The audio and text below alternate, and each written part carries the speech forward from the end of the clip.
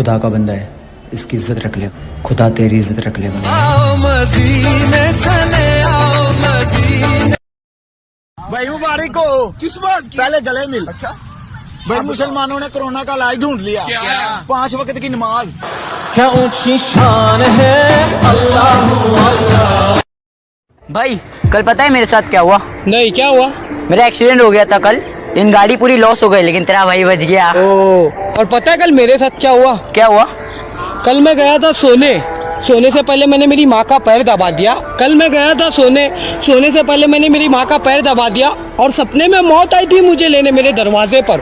सपने में मौत आई थी मुझे लेने मेरे दरवाजे पर। माँ की दुआओं ने धक्के मार के भगा दिया। मैं तुझको थाम लूं।